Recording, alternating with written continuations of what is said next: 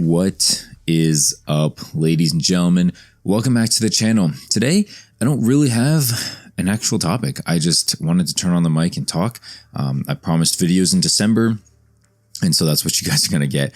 Today's gameplay is a reverse boosted lobby, not by me, but you can tell probably in the kill feed already that this dude on my team is legend something.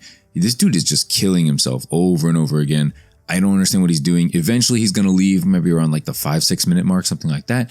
And I don't think that's actually how reverse boosting works. To my knowledge, reverse boosting works as basically you act like a bot. You know, like let's say you're like a normally like a 2 KD player or 1.5 KD player, something like that. Basically, you act like a bot, right? You bum around, you shoot at people, but you don't kill them. You kind of walk into walls. You don't bunny hop or slide or anything like that. You act like you're brand new to the game. And after like, 7 to 10 games, the game like itself, Model for 3, eventually thinks that you are so much of a bot, so bad at the game, that they put you in these lobbies that are just not good.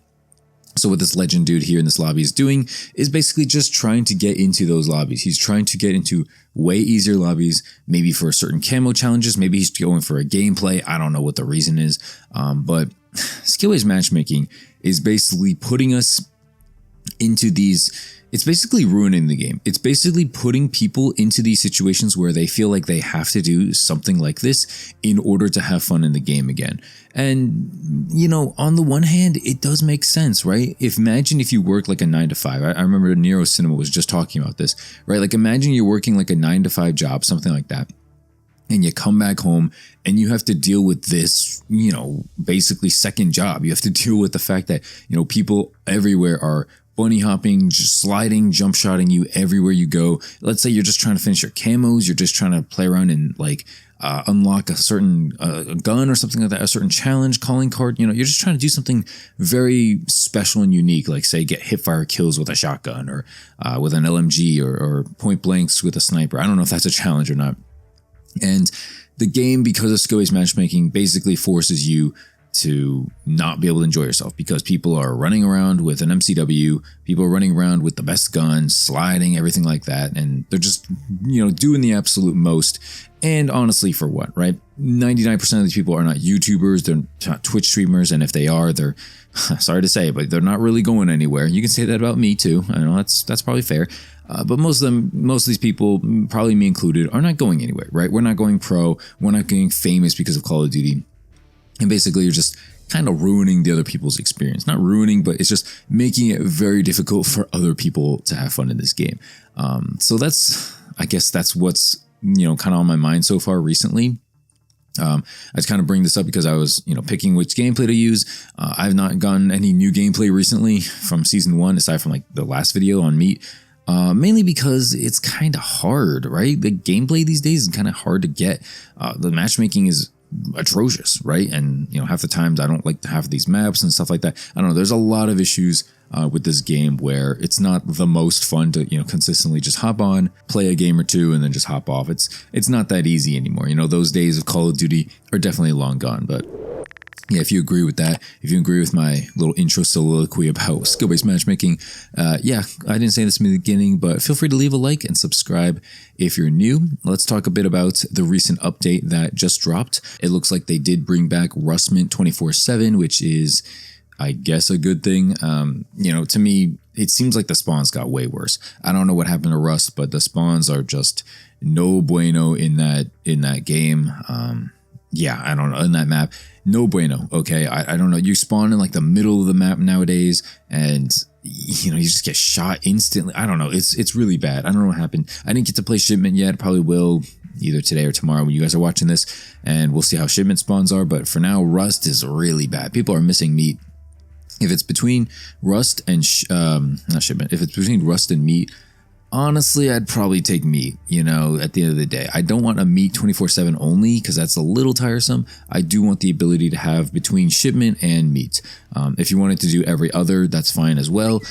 But yeah, Rust, it just isn't it for me anymore. You know, it was a breath of fresh air in the beginning, but you know, now it's like, it's a little too, I don't know, it's not small enough, and there's a lot of annoying places you can die from, which is, it's like too open. I think that's the problem, right? At least on Shipment and Meat, you know, you spawn behind some walls or you can get behind some form of cover, but Rust, there's like nothing there, right? You spawn, you instantly die. It's just very tedious. I don't know what happened there.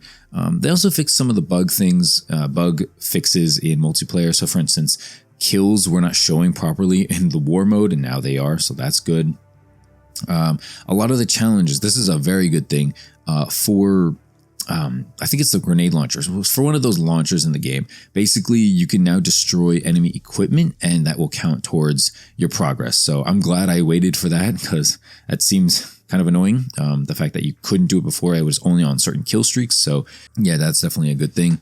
As far as modes go, there was some private match glitch where you'd see like a dev error. Glad they fixed that.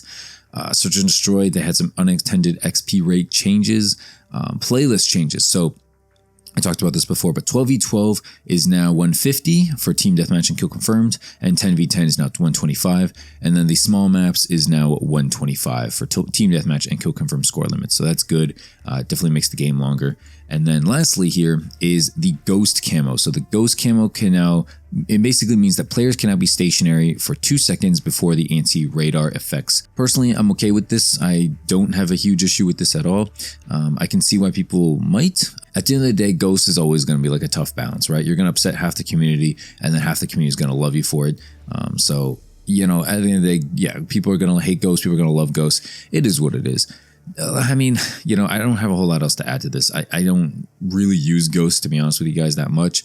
If I do, I might put on the assassin vest if I do, which I'm currently trying to unlock right now. But I think I kind of talked about this in my previous videos, and you can kind of get a vibe for, you know, how, you know, frequent or not frequent I've been uploading. But yeah, this it's getting a little boring, you know. I don't know what it is. I know that the goal was, you know, to get Interstellar and then to play the game, but I think just Interstellar, like the grind, maybe I've just been playing too much.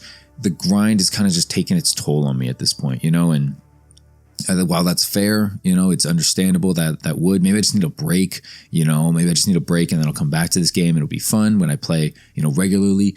But I think my goal at the moment is probably to finish Interstellar as soon as possible.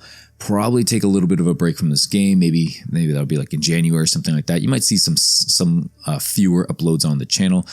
But yeah, you'll probably see fewer uploads in January. But until then, I'm hoping to be, you know, continuously uploading and talking about the game, because I do like the multiplayer. At the end of the day, at the core base, this is a fun 6v6 and 10v10 multiplayer. It has a lot of potential. I think it just needs a few things to be worked on. The matchmaking is probably definitely the biggest and longest lasting. Yes, you can bypass it, you can avoid it, but who really wants to go through all these hoops, right? Who wants to jump through all these various hoops just to be able to play the game they want to be able to play? I don't know, not me, right? So I'm not super on board with the playlists at the moment. You know, I think that Rust and Shipment, like, I don't know why, but I've been playing Rust a lot more than Shipment recently. I don't know why, but hopefully I can get on Shipment and just finish off my camos. You know, I got the knife to do, I got a couple snipers, and then a couple of the like battle rifle challenges and things like that. Pretty much wrapped up with LMGs and ARs, LMGs and shotguns. So marksman rifles I think I have to do, and then a couple other things. But we'll get that done pretty soon. Yeah, it's been a quick ride. This is definitely one of the fastest camo grinds, like mastery camo grinds in Call of Duty history, if not the fastest. So kind of happy for that, kind of thankful for that. But at the same time, it probably will mean that I will be playing the game a little bit less. That being said, make sure to subscribe still. I will be posting, I will be tweeting a lot. Go check that out on my other socials. And yeah, as always, thanks so much for watching. Hope you guys had a good past week, and we're on to what, Saturday when you guys are watching this. So yeah, thanks so much for watching, guys. If you enjoyed the video, leave a like, subscribe if you're new, leave a comment what you think about season 1 thus far. If you've noticed any of the spawn like changes, sucking and Rust and stuff like that, let me know. And yeah, with all that being said, thanks for watching. See you guys later. Peace, and peace.